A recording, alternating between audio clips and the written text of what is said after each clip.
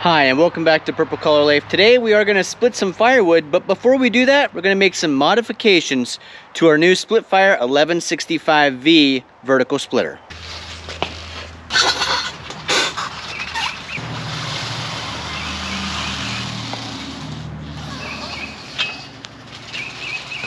One of the nice things about the Splitfire splitters is that if you decide you want one of the options after the fact, sometimes it's possible to still do it. And that's exactly what we're doing here today. This is our 1165V.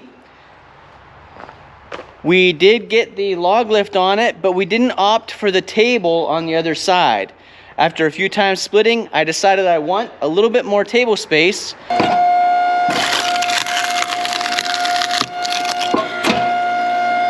So, it's not too late. Splitfire was able to get us the kit to add the little table on it, and that's what we're going to do today. Since Splitfire's in Canada, I wasn't sure if the bolts that came with the kit were going to end up being standard measurement or metric. So I brought both sets out of gear wrenches and the DeWalt socket kit. If you're interested in tools like these, I'll put an Amazon affiliate link down below.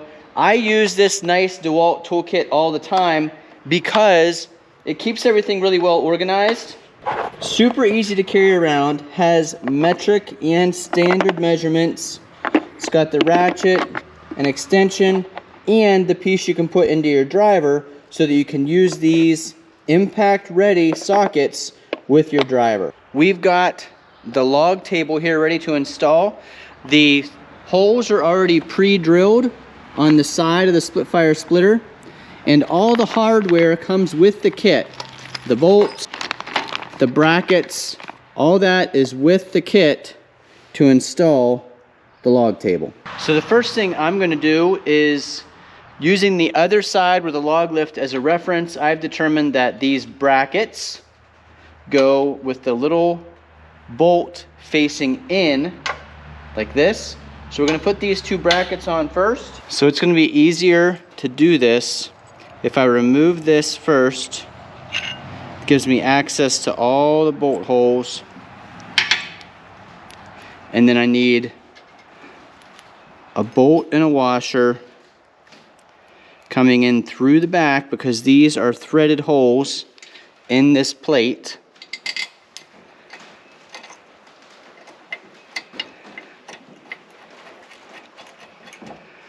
I'm just going to put that finger tight for now. I'm going to be able to jiggle it around a little bit to get the other ones started. Top corner one is a little bit of a tricky spot to reach with your hand. There we go. Then we're going to use 7/16 inch wrench. So when it's tough to get into a spot, sometimes that swivel head really helps.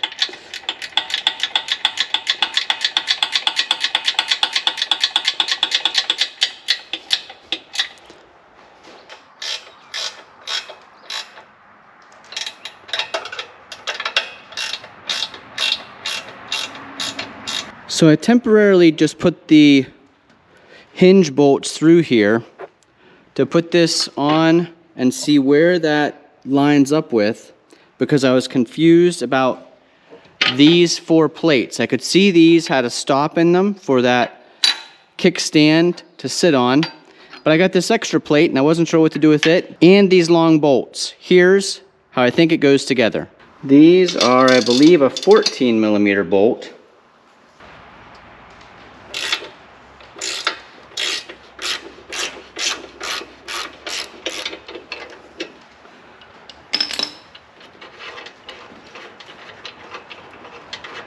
You can see what's in here, and this is all for the knee control, is a bolt this long.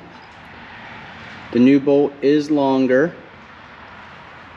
There had also been this spacer. I believe what we're going to do instead is bolt, plate, second plate with the stop, and then the wash nut and the nut. I believe that's going to be our system. I'm just going to start that up here.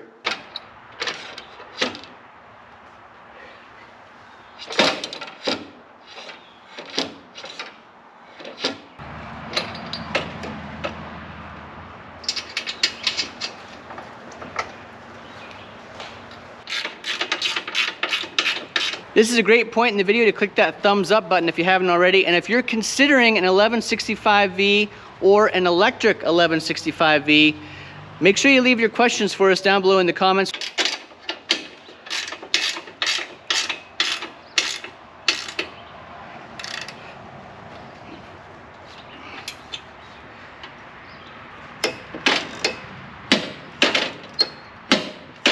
I want to show you what happened in process of that. So when I loosened up both bolts at the same time, let this slide in a little bit, and then this rod actually came out of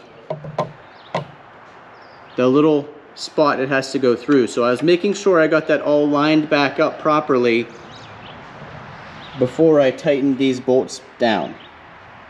So that's what you were seeing me do without me talking about it. I'm going to do the same process on this side. Take these bolts out.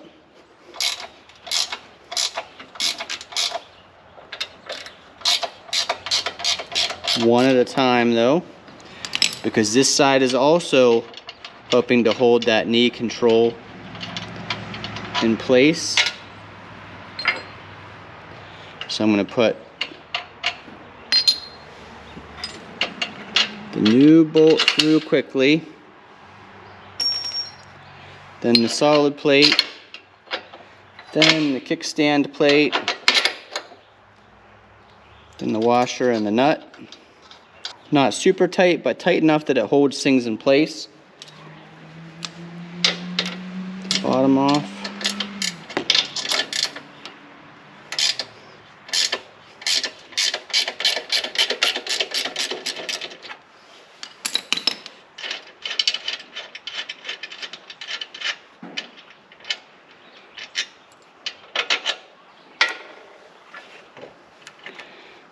Same thing, we don't want this to get out of alignment.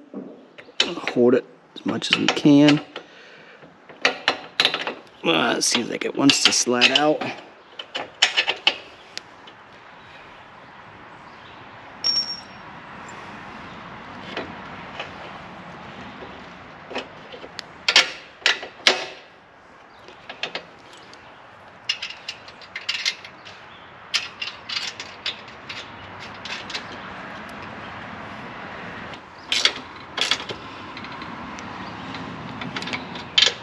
Okay, last step. Remember, these go in from the inside through. You can kind of use the tire to help you on this side. Takes a little bit of jiggling. And you want this to line up with that hole. So you need to be able to wiggle it a little bit. So this one's actually in place now. I think it might be easier to put it through from the bottom, but I might get it started right here.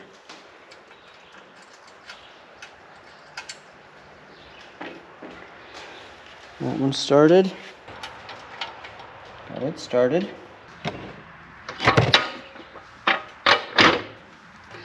Kickstand in place. Now we just want to tighten these bolts up.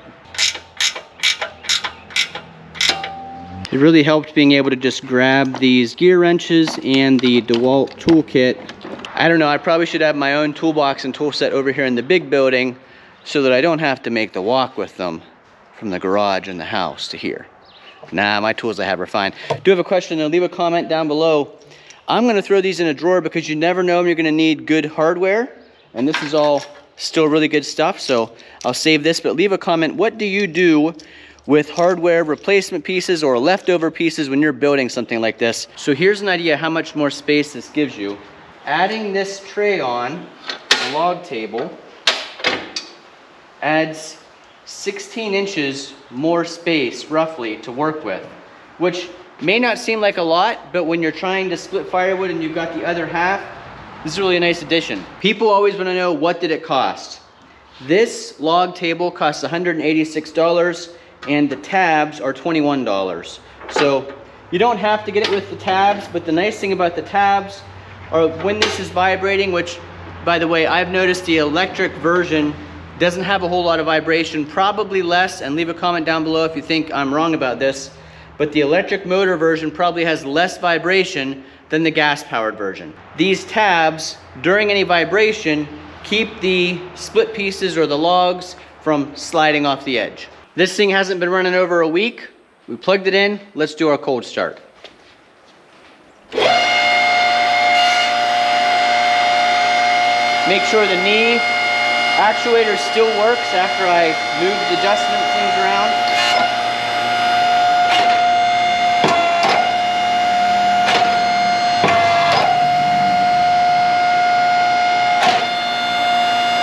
So if you just had the splitter, your workspace is about 28 inches. And that's probably enough for if you're doing mostly small wood. If you've got on the log lift, which I highly recommend adding the log lift to any log splitter you get, I would never go back to another log splitter that doesn't have a hydraulic log lift. You add the log lift, your total workspace is just over 5 feet. And if you add the log table, you're at 76 inches or almost 6'5". That gives you a lot of workspace. And I always say when you're splitting firewood, it's nice to have that extra space so you're not worrying about the other half. Whatever you just split, the other half. Now, if you've got small rounds like I'll be splitting today, this log table might actually not even come into use very often because I should be able to just split it, twist it, split it, and be done. But if you've got those larger rounds, some people asked in the last video, how big can the rounds be before they hit the belly protector here?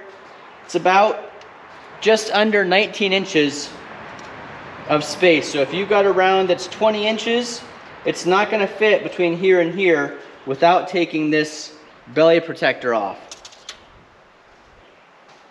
So hopefully that answers the question for those of you who emailed about that.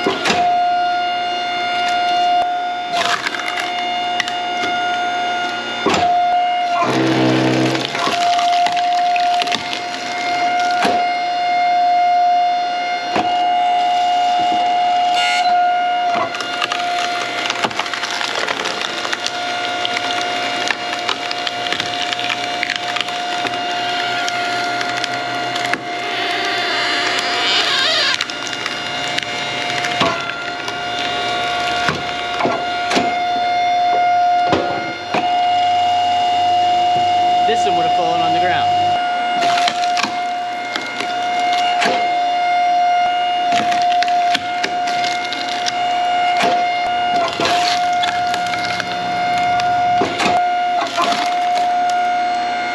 Now this is going to be an interesting, stay tuned for how this one turns out, but wanted to let you know here, I'm already happy. I haven't even had to use it other than one piece that kind of fell to the side.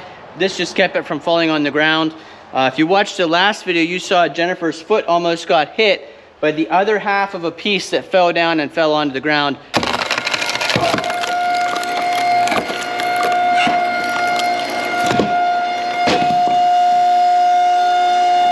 Just barely missed her feet. Let us know what you think about this additional log table. I think it's going to give us a lot more space to work, and I always like more space when I'm splitting firewood. Thanks for watching. If you found this informative and entertaining, please give us a big thumbs up. Leave those comments down below. So far, the 1165V is perfect for days like today. We've had sun off and on, but then also rain and thunderstorms. I can see it clouding up already, so we're gonna have another round probably of rain. It's nice to have the splitter inside here, no fumes, electric splitter, doing some splitting.